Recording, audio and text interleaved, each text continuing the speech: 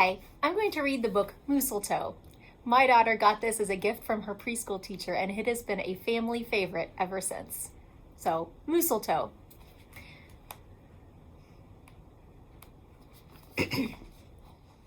"'Twas the season, and Moose was merry. He joyfully tickled the ivories with a tune full of tidings and a flurry of fa-la-las. He was so full of ho-ho-hos, even his moustache had the holiday spirit."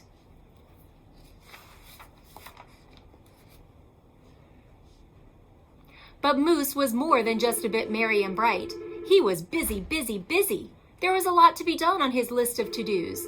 But with orderly organization, a bit of regimentation, lots of imagination, and just plain old Moose know-how, getting ready for the big day should have been simple, easy. Yes, in all probability, just perfectly perfect.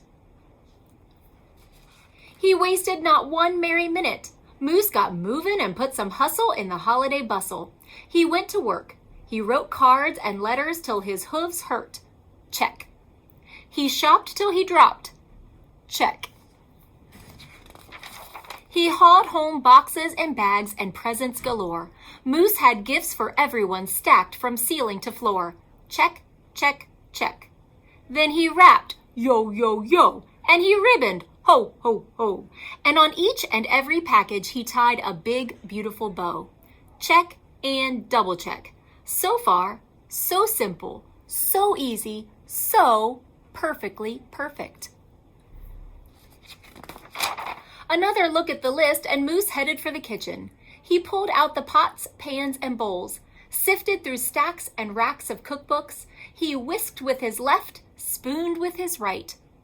Moose baked tons of tins of cookies. Check. Dozens of cakes, breads, and sweets. Check, check, check. He made jellies, sticky jams. Moose roasted a goose and some chestnuts. He toasted marshmallows and yams. Check, check, check. Triple check. Yes, yes, so simple, so easy, and but of course, perfectly perfect. Decorations were next up on his list of things to do and get done. So Moose decked the halls, then spruced up the walls. He beaded, bowed, and mooseltoed. He gathered garlands, roped wreaths, and holly, jingled bells, sang noels. Oh, good golly, this Moose was jolly. Check, check, check. Check, check, check, check. Last but not least, he hung all the stockings, each and every one, with special care. And just in time, too. Soon, Santa would be there. Check and final check. Yes, sirree, getting ready for Christmas was an absolute snap. And so simple, so easy. And if he did say so himself, Moose thought, totally, utterly, completely, perfectly perfect. On that night before Christmas, Mother, little Sissy, Bucky, and Junior looked all through the house. What a job Moose had done! Everything looked bountiful, festive, quite fine indeed. There was just one minor problem, if you will. "Oh dear," sighed the missus as the five stared at one empty corner. "Oh my, oh me, oh gee."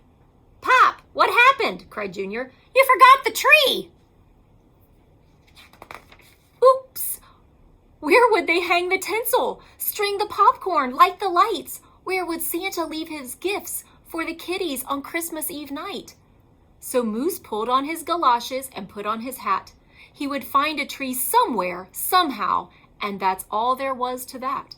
So out went the Moose, braving blustery, blowing winds and the cold, trudging through snowdrifts, courageous and bold. Moose first hoofed it down to the corner. Not a tree to be had.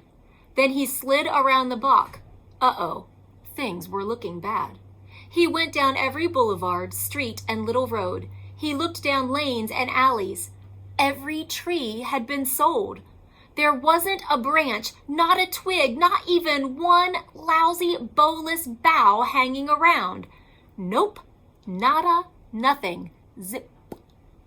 Not a tree to be found. No tree, sighed a sad moose as he came home empty-handed that snowy eve. The kids tried to make the best of it. They said, "Oh, so who needs a tree?" But Moose could plainly see they were short on glee. He knew he had to do something, and that's just what he did. In the empty corner he stood and spread his arms out very wide. Then he smiled at his children, and he winked at his bride. "Kids," he declared, "fetch your forgetful pop some of that tried and true family glop." So back came the kids carrying a big pot of glue, and without a word to one another, they knew just what to do. They each took a part, grabbing strands, taking hold. Then carefully, oh so carefully, they glopped and they plopped. They pasted and they pressed. They curled and twirled every which way a follicle could fathom, until Moose's magnificent moustache was indeed even more of a marvel to see. Moose was just a few needles shy of being an evergreen tree. They strung Moose with lights from his head to his toes and draped him with tinsel, beginning right with his nose. They hung balls that were shiny and bells that twinkled, candy canes, berries, and plums sugar sprinkled. Then they all stood back. Junior plugged in his pop. Ooh, ah. Yes, Moose was truly one incredible sight. He was glorious and glowing, and boy, oh boy, was he ever bright. Then Junior placed the star on top of Moose's head. He gave him a kiss and a pat, and they all headed off to bed. Except Moose, of course. He stayed in the corner instead, still twinkling and blinking and waiting for Santa. Oh, so it wasn't so simple, and it wasn't so easy, and okay, it wasn't so perfectly perfect.